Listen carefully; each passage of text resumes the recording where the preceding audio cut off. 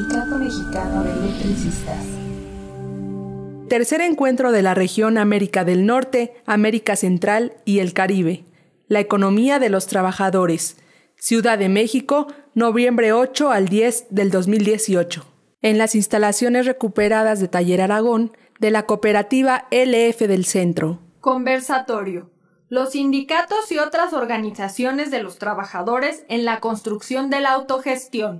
Empezaríamos, con Alberto González Bárcenas, de la Organización Política del Pueblo y los Trabajadores, que os haga exposición. Gracias.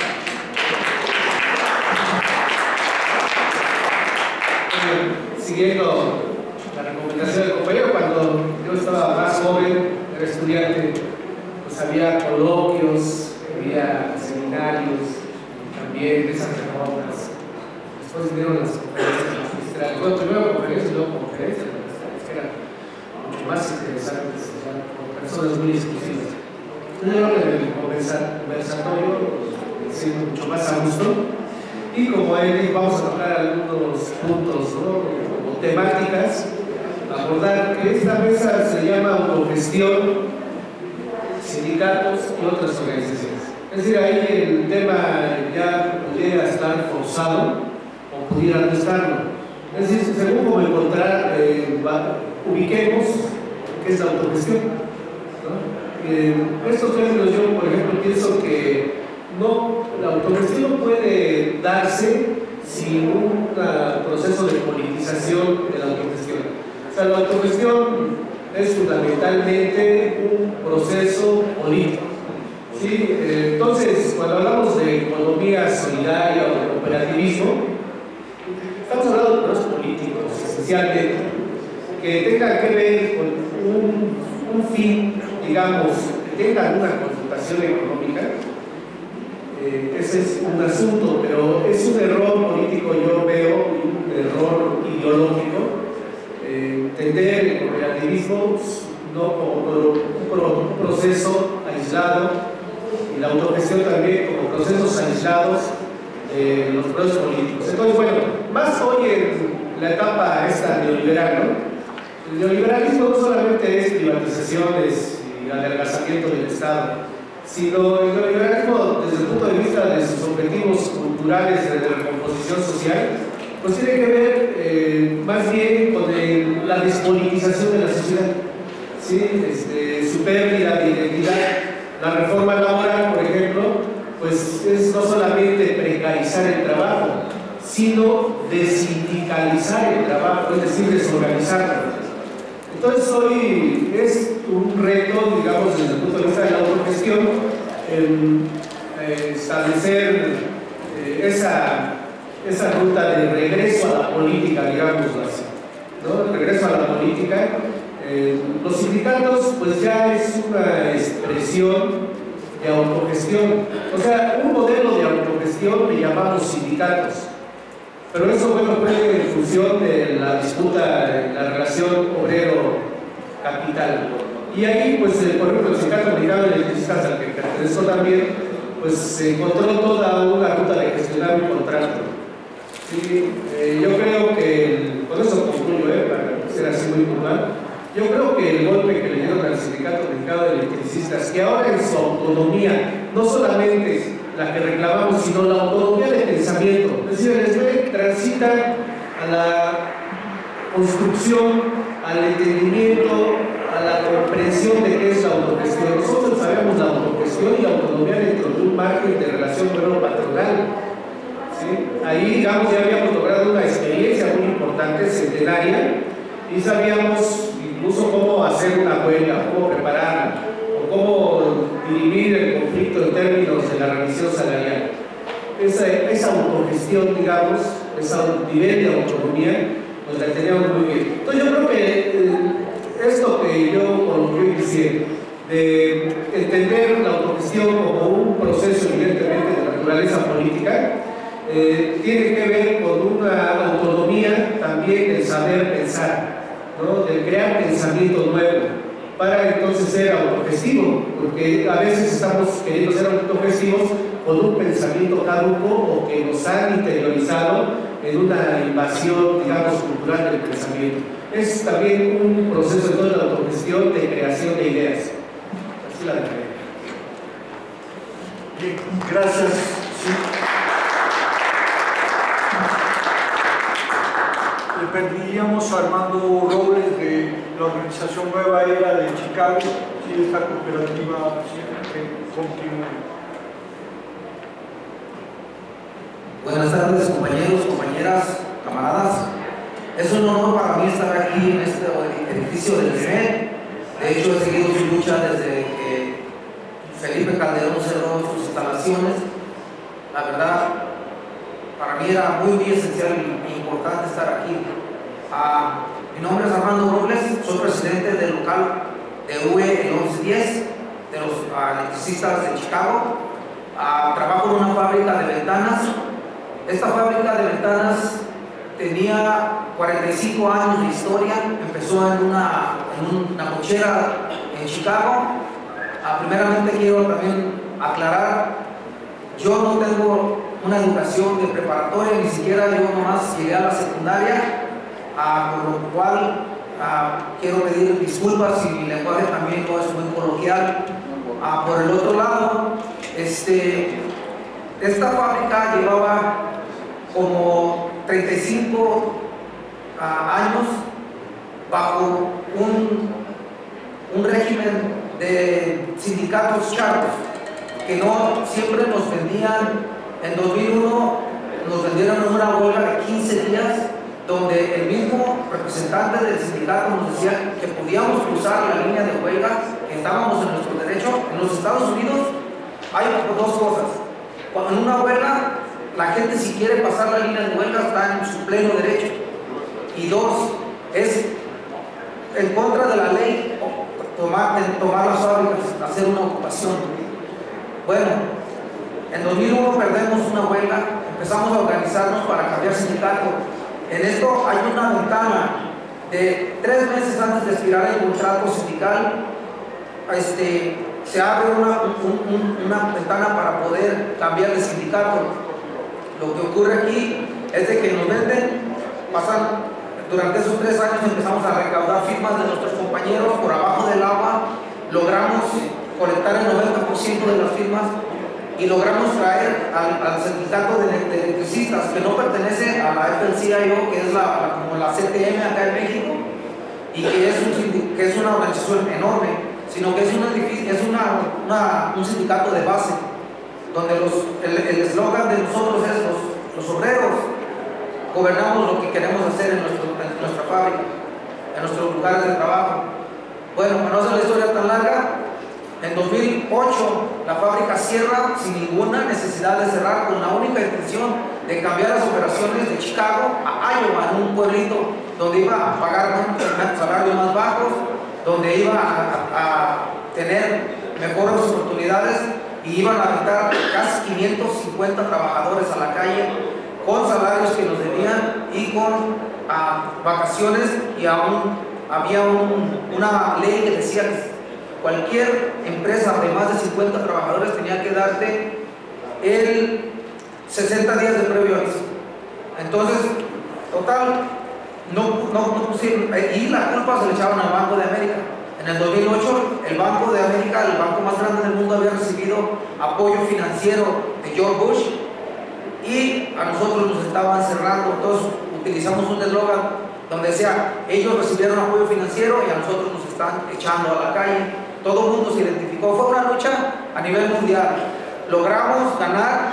Alguien cierra, alguien más en 2009 compra la fábrica, un contrato de 4 años sindical, lo rompen al tercer año. En el tercer año luchamos para que la fábrica se mantuviera abierta, no la mantienen abierta. Luchamos y logramos comprar la fábrica en el 2012. Del 2012 a la fecha llevamos 5 años con la cooperativa. Han sido altas y bajas, ha sido muy difícil. A cualquiera que quiera hacer una cooperativa, me gusta enfatizar de que es difícil, porque para que cualquiera que quiera iniciarlo sepa que a la primera de cambio no va a fracasar, porque si les digo es fantástico, pues van a decir, oh, fácil, a las primeras de cambio van a sentirse mal. Entonces, ha habido, allá en Chicago hay casi 4 meses de nieve. Entonces nadie va a abrir un hueco en su casa para cambiar una ventana. Entonces tenemos 4 años donde nuestro salario va por ventana. Nuestro salario baja hasta $3, donde el mínimo son $12 en la ciudad de Chicago. Casi 4 meses vivimos con $3, $4, casi nomás para la gasolina. Pero cuando viene la temporada alta, que son 6, 7 meses, 8 meses máximo, logramos recaudar para poder sobrevivir el invierno. Entonces, ha sido altas y bajas gracias a una organización que se llama The Working World, que es como un banco, pero que tiene experiencia en Nicaragua y en Argentina haciendo cooperativas, es que hemos sobrevivido. No me quiero extender más, quiero darle el paso a alguien para que hagan preguntas o lo que sea. Gracias.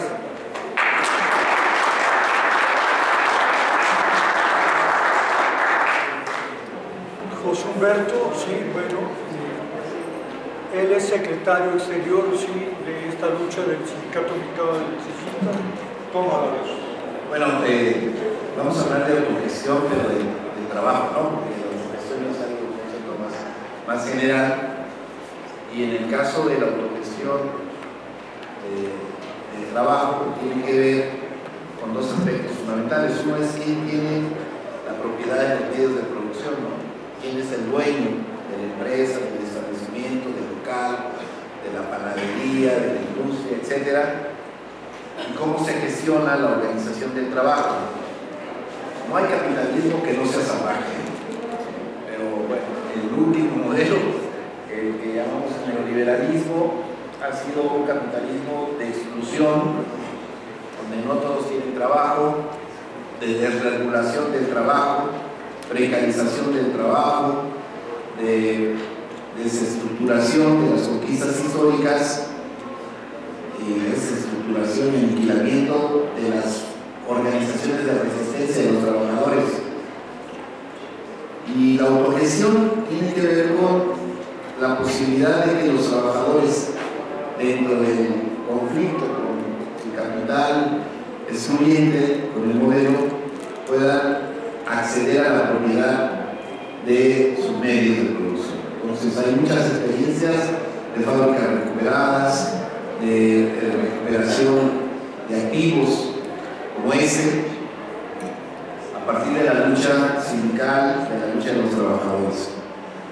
Y aquí lo que estamos tratando de organizar el trabajo por nosotros mismos, eso es la cosa, organizarnos nosotros mismos, prescindiendo de la figura del patrón, del organizador del trabajo, del gestor del trabajo, del que paga, el que nos dice qué hacemos, cómo lo hacemos, cuándo lo hacemos. Y entonces esas mismas preguntas ahora las tienen que responder los trabajadores, como en el caso que se plantea en la República de Chicago. ¿Qué sabemos hacer? Ventanas. ¿Qué sabemos hacer? Extraer petróleo. ¿Qué sabemos hacer? Industria eléctrica. Nuestro saber es una arma poderosa, pero ese saber se ve mediatizado, maniatado por la gestión burocrática, jerárquica del capital. Y entonces estamos en condiciones de poder liberar lo que decía Marx, las potencias espirituales del trabajo. Él decía que el trabajo transformaba al hombre y que le ayudaba a desarrollar su pensamiento y su articulación social. En el capitalismo esa posibilidad de recrearse está sellada por la explotación. Yo me preguntaba muchas veces cuando pasaba por la carretera y veía que afuera de las fábricas siempre había una cancha de fútbol. Me decían, ¿por qué hay canchas de fútbol afuera de las fábricas? Allí, en Esparta, en Ocalpan, por donde vayas siempre está la fábrica, la industria y las canchas de fútbol.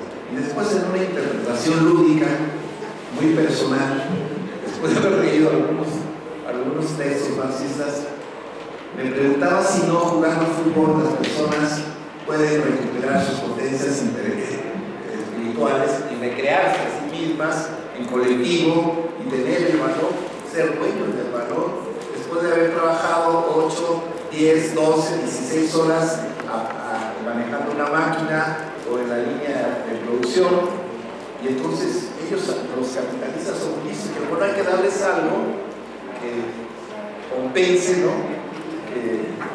Cómo nos estamos exprimiendo, ¿no? Del cerebro y de su físico.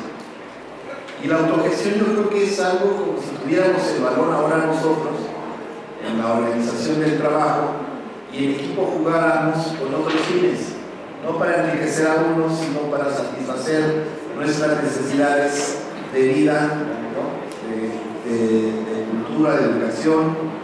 Y es entonces la autogestión para mí es una gran responsabilidad, porque no hay excusa, ¿no? Hay que decir, es que trabajo. Y desde esa visión de que hoy podemos hacerlo, pues vamos a encontrar que en el proceso hay muchas contradicciones, porque no es fácil superar la cultura del trabajador asalariado. Aquí cuando estamos ensayando la cooperativa, de repente vemos a trabajadores, socios cooperativistas que quieren su sindicato, y vemos también conductas de los organizadores del trabajo que semejan a la actitud de un patrón. No es fácil poder superar esa condición del trabajo asalariado ni la imitación de conductas entre los sujetos que participan en la autogestión.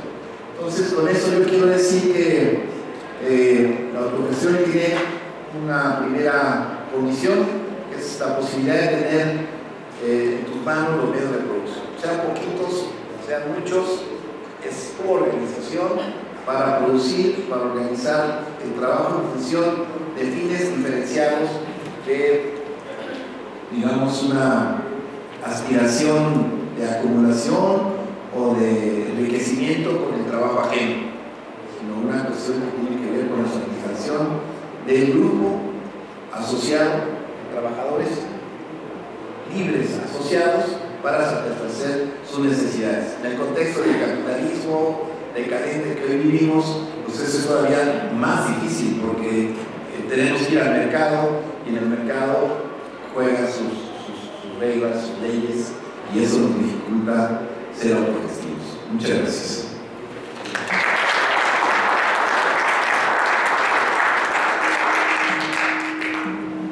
Bueno, pues ya tenemos los temas, los tópicos fuertes como para entrar en este conversatorio, ¿no? La consideración de Alberto acerca de que hay que plantear una autogestión como política, ¿sí? La retoma precisamente José Humberto, ¿sí? Y tiene que ver entonces con esto de organización, ¿no? ¿Cómo nos vamos a organizar? ¿Cómo qué? Como agrupación de trabajadores, como agrupación de trabajadores que somos políticos, ¿no? En el planteamiento que hay atrás, además de este espacio tan importante, ¿sí? La historia, en la memoria de la lucha obrera, que es Chicago. Ahí es el planteamiento. ¿Cómo vamos a trabajar eso sobre el planteamiento de propiedad? ¿No? ¿Cómo vamos a trabajar nuevas relaciones laborales? ¿Y cómo nos estamos planteando la autogestión? ¿Qué tipo de organización estamos trabajando? ¿Cómo esa distinción tan importante que hacer sobre el planteamiento heterogestivo, es decir, esas organizaciones que se agrupan bajo un principio ajeno a la propia agrupación, al grupo base, o con un planteamiento autogestivo, que nos estamos dando los lineamientos, ¿sí? ¿Para qué? Para trabajar un planteamiento político, pero ¿de qué modalidad? Estamos entonces enfrentando una relación laboral dentro del sistema capitalista, obrero-patrón, capital-trabajo. Y al fin y al cabo, entonces, ¿cómo nos estamos haciendo este planteamiento? ¿De dónde entonces revisamos esa formalidad que hay y decir, bueno, como sindicato, esta organización, ¿qué tanto de autogestiva tiene? O como cooperativa, ¿qué tanto de autogestiva tiene? ¿O somos heterogestivos? El problema que vive el corporativismo mexicano, y no solo el mexicano, creo que también el norteamericano, que son, ¿sí? Controlados en la formalidad, ¿sí? Y lo incluyen dentro de las estructuras mismo del Estado, ¿no? Rayando muchas veces hasta en estos planteamientos que llevan a los estados fascistas, ¿no? crear las asociaciones, darles formato, establecerlas muy claramente, ¿sí? Y yo te digo cómo brincas la riata, ¿no? Porque yo soy el Estado y entonces te doy tus reglas de asociación, ¿no? Pero entonces esto, ¿cómo se está logrando? ¿Cuáles son los planteamientos que hay detrás, ¿no? ¿Cómo se está trabajando en diferentes cooperativas, ¿no? ¿Cómo se está trabajando el planteamiento a nivel sindical, pero con objetivos políticos, ¿no? Creo que aquí está, ahora sí que, el punto del caldo, ¿no? Hablamos entonces las consideraciones, las preguntas, ¿sí? Para que trabajemos esto, que es hacer un trabajo intelectual, que a eso estamos viniendo a este conversatorio, ¿no? Hablamos entonces las consideraciones, por favor. ¿Sí? Buenos días a todas y todos. Mi nombre es David Bacon, yo vengo de California. Y primero quiero felicitar a la cooperativa aquí y la cooperativa de Republic Windows and Doors por tener tanto éxito, considerando la dificultad de sobrevivir como cooperativo en el medio de, ¿cómo quiere decir?, en la panza de monstruo, ¿no? Y yo fui organizador sindical por muchos años y tengo dos puntos de vista sobre las cooperativas. Y uno es que, porque hemos tenido varios esfuerzos de organizar en California, donde vivo yo, y en el primer lugar, como pasó en Chicago, la cooperativa es un brazo en la lucha obrera, en la lucha de clase. Primero, para salvar los trabajos de la gente que estuvieron en peligro de perderlos, ¿verdad? Como usted dijo, Armando. Entonces, para eso una cooperativa es algo muy legítimo, porque cualquier manera que pudimos imaginar para ganar esos pleitos y para resguardar los trabajos, para mí es algo importante, legítimo y lo debemos explorar. Pero el otro visión es la cooperativa como la visión de una nueva manera de organizarnos como trabajadores. En el medio del capitalismo estamos tratando de obedecer un otro grupo de reglas, ¿no? Organizarnos sin explotación. Y es una visión muy bonita y yo lo apoyo también. Pero en ciertas industrias yo creo que necesitamos ver los problemas, y usted habló de eso, Armando, porque en unas industrias como en las ventanas o en la costura, donde yo tengo un poco de experiencia, el costo principal de producción es el costo de mano de obra, y son industrias muy competitivas, entonces siempre hay presión en los sueldos de los trabajadores. ¿Y cómo es posible organizar una cooperativa sin sentir la presión de ganar trabajo bajando los sueldos o manteniéndolo a un nivel bajo? Es un poco difícil, y también es un conflicto con la idea de la cooperativa como visión del futuro, ¿no? Y entonces yo no sé cómo ustedes están resolviendo esos problemas. Bueno, soy Víctor Sánchez, de la Facultad de Ciencias Políticas de la UNAM, y no voy a decir que tengo tantos años, de no sé qué y demás, porque los tengo todos.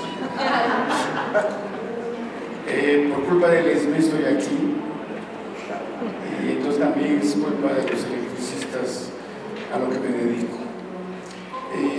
Lo han dicho tanto las dudas de acá, las de Marco, las de los tres que nos incitan que nos provocan a cuestionarnos esto.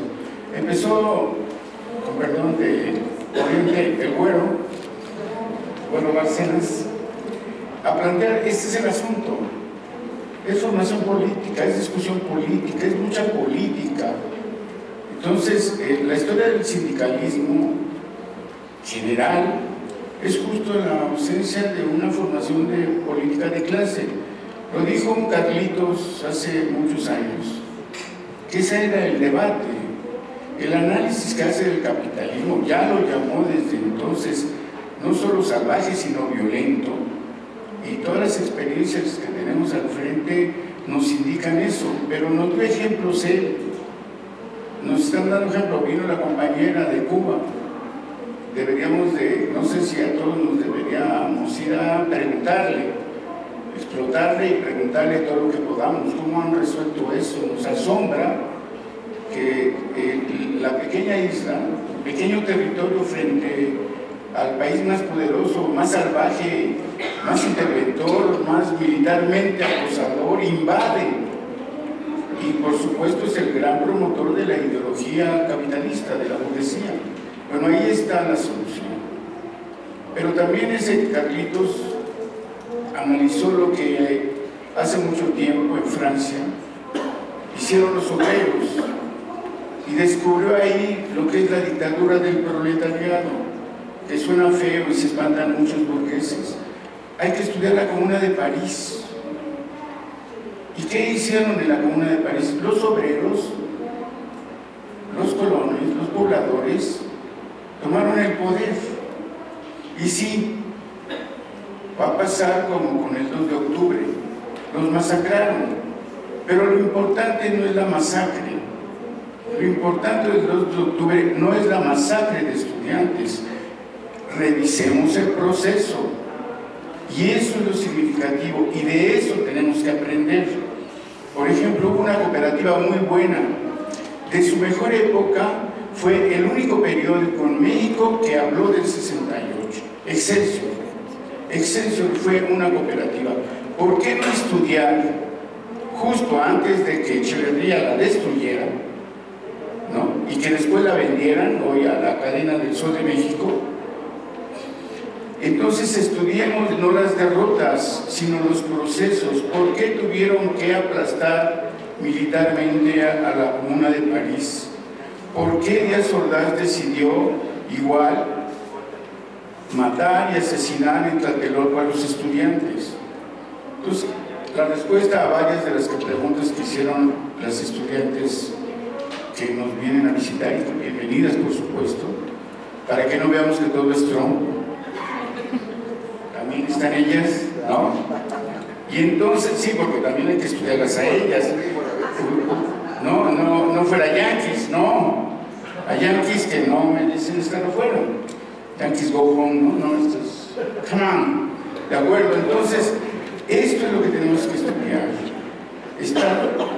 Insisto, los tres ponentes, las dificultades que ven son dificultades políticas, dificultades de formación, no es la cultura, es cierto, es la cultura, pero bueno, dice que existieron los soviets, por si no sabían, ¿no? Todo el poder a los soviets. ¿Qué era todo el poder a los soviets? Todo el poder a los consejos obreros. ¿Qué eran los consejos obreros? Obreros organizados en autogestión y autonomía. Pues volvemos a esas viejas consignas. Creo que lo tenemos que hacer por una sencilla razón.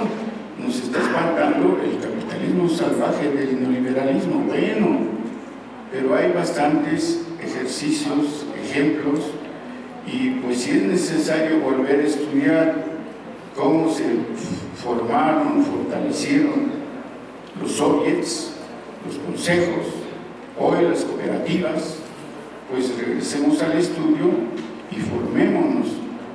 Hace rato preguntaban cómo vincularnos los académicos. Bueno, yo no entiendo un académico encerrado en su cubículo. ¿Cómo va a hacer algo, incluso para ganar dinero, si quiere hacerse, ¿no?, de un puesto burocrático elegante? Pues tiene que vincularse. Si quiere venderse al mejor postor, al partido en el gobierno, hoy a la oposición que está tan débil, en fin, pues tiene que poner, ¿no? Eso de el vínculo universitario con la sociedad, mejor llamemos con los sindicatos, con los pueblos, con las comunidades, con las cooperativas, pero no con la sociedad, este término tan abstracto y que puede sonar bonito, pero que termina uno ayudando a la política neoliberal. Entonces, lo han dicho los tres, las dudas de las compañeras, cómo lograr, y bueno, la historia del sindicato, de las organizaciones obreras, muestra este interés del oponente de destruirnos, de debilitarnos. Esta oleada neoliberal, justo, seguro que en el mundo descubrieron que hemos caído justo en esa cultura del capitalismo, el egoísmo, el individualismo, el fetichismo del dinero, el fetichismo de las cosas nos invade. Y la única manera de acabarlo es que entre todos y cada uno, y esto lo han dicho ustedes, todos y cada uno de los socios, todos y cada uno de los profesores, todos y cada uno de los estudiantes tenemos que ponernos a estudiar sobre estos éxitos que por supuesto le duelen tanto a la burguesía que los aplastan. Entonces, como dijo el güero Bárcenas en principio, esto es un asunto de política obrera, de política de trabajadores, y no hay de otra. Tenemos que checar esta historia del sindicalismo, cómo, trabajando con quién, haciendo este tipo de ejercicios, ¿no? El trabajo intelectual no es exclusivo de los académicos, ¿no? Entonces tenemos que hacer las reflexiones y tenemos que colaborar con las diferentes organizaciones de conocimiento que son las universidades. Para eso están las universidades. Hay que rescatar los planteamientos, ¿sí?, que se vienen haciendo, que se vienen trabajando al interior mismo de la organización de los trabajadores intelectuales que son las universidades, ¿no? El trabajo que se ha hecho en la Universidad de Buenos Aires con la extensión es eso. Reformulemos el concepto de extensión. ¿Qué tanto entonces estamos trabajando y qué tanto debemos o podemos articular entonces esto, el ejercicio de una conciencia real de lo que es un sindicato, diferenciarlo de esto que es una cooperativa? ¿Por qué de alguna manera esta organización socialista del siglo antepasado, ¿sí?, tuvo una diferencia tan grande que llevó a distinguir entre la Asociación Internacional de Trabajadores y la Internacional Comunista, ¿no? ¿Qué tanto entonces lo negro y lo rojo de la bandera rojinegra, ¿sí?, se separaron y qué tanto entonces podemos replantearnos? No se trata entonces de conformar cooperativas del lado del negro de la bandera rojinegra y sindicatos del lado del rojo de la bandera rojinegra, ¿no?, sino cómo entonces trabajar estos planteamientos de organización. ¿Qué es lo que hay? ¿Cómo podemos reformularnos entonces este carácter social como puente entre lo económico y lo jurídico, ¿no?, que es importantísimo que trabajemos? ¿Hasta dónde podemos hacer esto? Hay una serie de planteamientos que se han hecho aquí que entonces tenemos que considerarlos. Ahora con las nuevas políticas, ¿no?, políticas públicas que además en México son así como muy especial hacer las consideraciones de es necesario redundar para que trabajemos sobre ciertas disciplinas. Hay que hacer a los derechos humanos, que los derechos no son humanos, ¿sí? Hay que hacer las políticas públicas, que las políticas no son públicas. Parece que redundar es meterse en la sustancia misma de las cosas, ¿no? Entonces, sobre ese planteamiento es cómo vamos a trabajar las nuevas políticas públicas.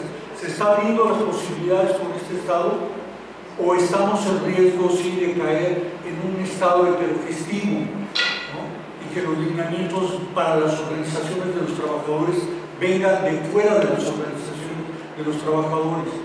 Hay que aprender a colaborar con otras instituciones, con otro tipo de asociaciones, sean de carácter de conocimiento como las universidades, o esto que hablamos de las relaciones de dominación, ¿no? ¿Hasta dónde estamos hablando de las relaciones de dominación? ¿Hasta dónde estamos entonces trabajando los planteamientos para reconfigurar las relaciones laborales, las relaciones de producción, que son, ¿sí?, consustanciales al capitalismo de explotación? Pero también hay procesos de dominación Hay procesos de dominación, que fue la gran discusión que tuvo Bakunin con Marx, ¿no? Marx sí estaba teniendo el planteamiento de explotación y Bakunin le decía sí, pero está descuidando el planteamiento de dominación, ¿no? ¿Dónde están las jerarquías? ¿Dónde está esa consideración de respetar el trabajo de organización técnica frente a la organización de creación de subjetividad a través del trabajo, ¿no? Que es mucho el planteamiento que trabaja la nueva era en Chicago. ¿Cómo trabajar esto? ¿Sí? Es un llamamiento. Hay hoy una organización que se está trabajando, la Universidad Alternativa. La Universidad Alternativa, hay una convocatoria para el 22 es verdad. El 22 sí va a haber precisamente en Tarango, ¿sí? en la delegación Álvaro Obregón, una reunión precisamente que se está planteando la Universidad del siglo XXI. Esto a partir de estas experiencias. ¿Qué tanto entonces las organizaciones de trabajadores pueden, deben, ¿sí? y quieren generar educación superior? ¿O qué tanto se vinculan con procesos económicos o de otro tipo, como son de política? Eso es un trabajo entonces que está sobre la marcha. ¿Cómo lo vamos a lograr? ¿Cómo nos debemos de vincular a esto? ¿Cómo vincular entonces los procesos que existen en la UNAM, en ciencias políticas, en la UNAM, con relaciones sí, de trabajadores? Todo eso, sí, ¿cómo lograr vincularlo? Estoy en la consideración de que entonces hay que reinstitucionalizar las cosas, ¿no? La extensión universitaria es un ejercicio que se perdió en este país y se convirtió en un ejercicio de servicio social para atender el chavismo de las dependencias de gobierno. ¿Cómo entonces rescatar este principio de extensión universitaria y hacerlo vinculante, pero no al Estado, vinculante a la organización del trabajo, de los propios trabajadores, ¿no? Es esta consideración que ya nos queda poco tiempo, perdón.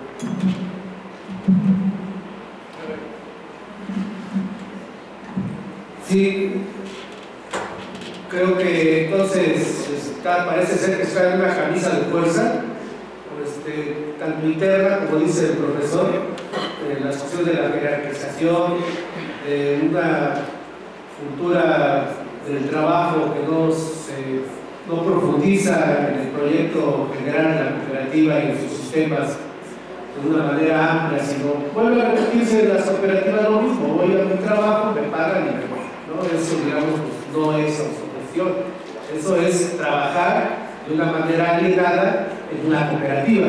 Bueno, hay toda una situación interna. La otra externa, ¿no? El marco jurídico, ¿sí? Decía un profesor en la otra mesa que tendría que pasar 20 años para que una cooperativa amarrara, ¿no? Y bueno, imagínense todas las dificultades de 20 años, si es que llega a los 20 años. Ahí cuando llegan a los 20 años, pues pasan muchas veces lo que el profesor. Entonces me parece que esto de la autogestión se queda a medias, ¿no? Se queda a medias. Yo confío en, digamos, el proceso del que yo puedo hablar, ¿no? No conozco del mundo del cooperativismo, pero sí el proceso de la cooperativa LF del centro, el vínculo con un sindicato. Ese yo no lo conocía, conocía sindicatos que habían recuperado una fábrica después de una huelga y que a partir de ahí pues se enfrentan a la ruta compleja, difícil del proceso cooperativo. Pero este vínculo, digamos, de un sindicato con una cooperativa, a lo mejor es un modelo que pudiéramos observar, y entonces en ese sentido también cooperativas en vínculos, por ejemplo, con movimientos de usuarios, pudiera ser, ¿sí? Es decir, habría que, yo decía al principio, pensar de otra manera el mundo cooperativo, para que se salga de esa camisa de fuerza y se abran ciertas posibilidades de éxito y un poco más rápido que en 20 años.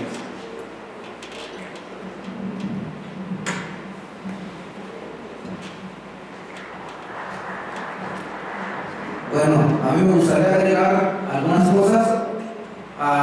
Primeramente, como había mencionado uno de los compañeros, que estamos librando una lucha dentro de las entrañas de la bestia en los Estados Unidos, Si en México, creo que lleva más tiempo en el cooperativismo, hay una vaga idea de lo que es en realidad el cooperativismo entre los trabajadores. A mí, los académicos, cuando digo a mí, quiero decir, entre los académicos, tienen el país de las maravillas, Alicia en el país de las maravillas, o sea, es como yo lo he visto. Debes hacer esto, sigue esto, y esto. Tienen muy bien estudiado el cooperativismo, pero la vida real dentro de la cooperativa es un mundo totalmente diferente. Y como lo dijo el maestro también acerca de que se va creando una jerarquía, se crea la jerarquía a raíz de la educación. Si no educamos a los cooperativistas lo que los académicos saben, la cooperativa va a morir. Se va a hacer una asociación capitalista, y la realidad, eso es lo que proyecta. Por el otro lado, lo que yo veo en los sindicatos, por lo menos en Estados Unidos, se cierran fábricas representadas por sindicatos, y el sindicato lucha por su indemnización. Hay sindicatos que tienen millones de dólares en los Estados Unidos de las cuotas de los sindicalistas, de los miembros, y en vez de hacer, yo lo que veo aquí, como pasó con nosotros, yo veo el futuro del sindicato en la cooperativa. ¿Por qué vas a dejar cerrar una fuente de trabajo cuando no digo que le regales el dinero? Crea una forma de prestar el dinero a un interés. El banco te lo da al 7%, ¿por qué no lo prestas al 1% a tu socio, a tus mismos miembros? Al 1% de interés, y ese mismo sueldo, ese mismo que se reintegre de nuevo al sindicato, se usa para abrir otra fuente de trabajo y otra fuente de trabajo. Ellos lo que están haciendo es que prefieren que se cierren las fuentes de trabajo. No prefieren, es que no se les ha venido a la cabeza la idea. Entonces, bien, yo veo en el sindicalismo el futuro de ellos en las cooperativas, de que no lo vean, porque ellos me recuerdo, inclusive mi sindicato lo dijo en una ocasión, una de los representantes nuestros, cuando ocupamos la primera vez en 2008, alguien le dijo, ¿por qué no corren la fábrica y hacen una cooperativa? Y dijo, ¿estás loco? Nos meteríamos en el capitalismo, nosotros no somos eso. Queramos o no queramos, la cooperativa es una fuente de trabajo, está luchando contra el gran monstruo del capitalismo, y queramos o no, si no nos ponemos a tú por tú como capitalistas a luchar con nuestro trabajo, a competir con el capitalismo, vamos a estar aplastados de nuevo. Entonces, si hay que crear jerarquías, si hay que crear fuentes de trabajo, si hay que luchar con lo que tengamos que luchar, es ir con todo. Termino con eso.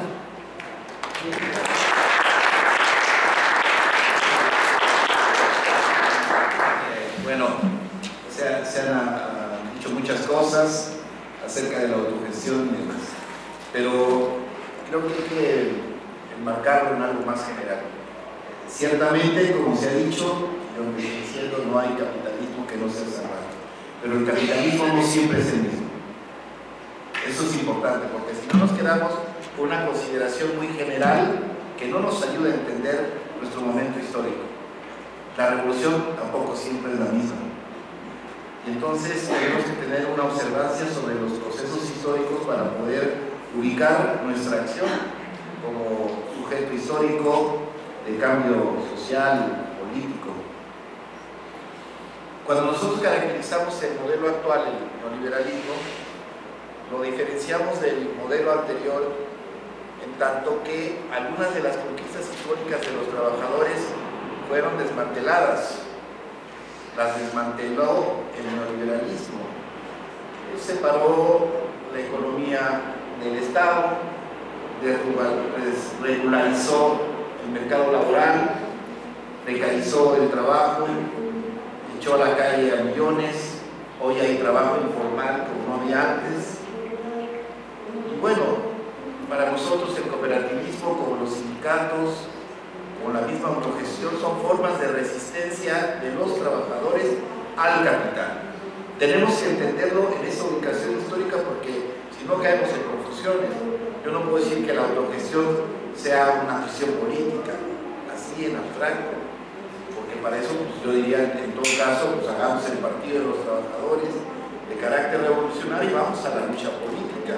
Y todo se complementan, no es que una cosa sea mejor que la otra, sino que estas formas de resistencia al capital van generando instrumentos de lucha de los trabajadores, y ahí no se descarta lo político, no se descarta la organización de una nueva economía, sino porque estamos reunidos aquí pensando que es posible una economía social y solidaria. Si estamos absolutamente convencidos de que eso no nos lleva a ningún lado, estamos en una pérdida de tiempo. También sería un engaño pensar que este camino nos lleva al socialismo. También estaríamos en una pérdida de tiempo, porque ese no es un camino de la revolución. Sin embargo, tenemos entonces que partir de la consideración de que lo que estamos haciendo actualmente es lo que se ha hecho a lo largo de la historia de la lucha de clases, en la resistencia de oprimidos contra opresores, y van adquiriéndose nuevas modalidades de resistencia de los trabajadores que antes, en el periodo anterior, no habíamos conocido.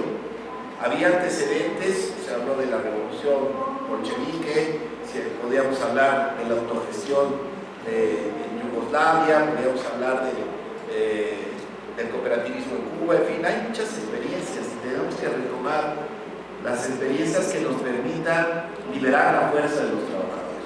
Creo que es, en último sentido, una de las dimensiones de la desenajenación, de la desalienación, es el trabajo. En ese ámbito también se tiene que dar una lucha emancipatoria, y no tenemos que esperar a tomar el poder, o no tenemos que esperar que otros a nombre nuestro tomen el poder para después explotarnos o oprimirnos, sino que nosotros tenemos que ir ensayando estas formas, nuevas formas de articulación social a partir de principios solidarios, cooperativistas, emancipatorios, porque el cooperativismo no nos va a llevar a la revolución, pero sí entendemos que para nosotros, dentro de un contexto de acumulación de fuerzas de los trabajadores, podemos avanzar. Y termino respondiendo a las preguntas. Precisamente nosotros promovimos una nueva central de los trabajadores, donde no es una central de sindical, no es de sindicatos. ¿Están los sindicatos? Sí, porque son las viejas organizaciones de resistencia al capital que lograron avanzar, se estancaron, que están en disputa. Están las cooperativas.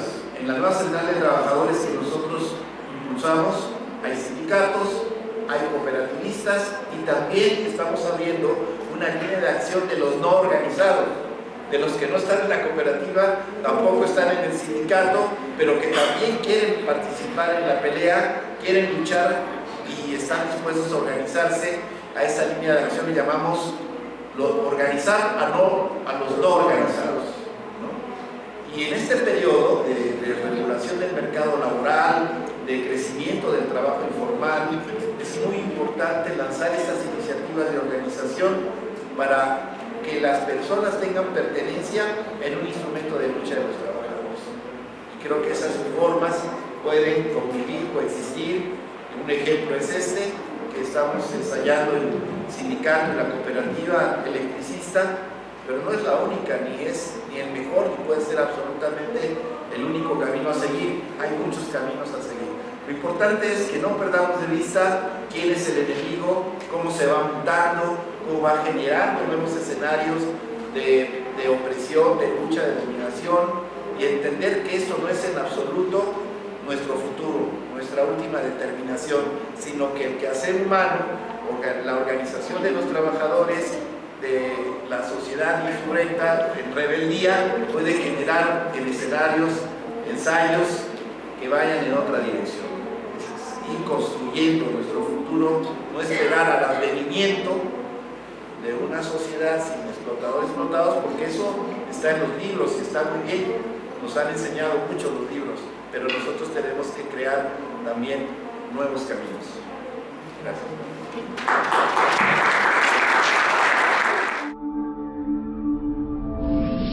Radio.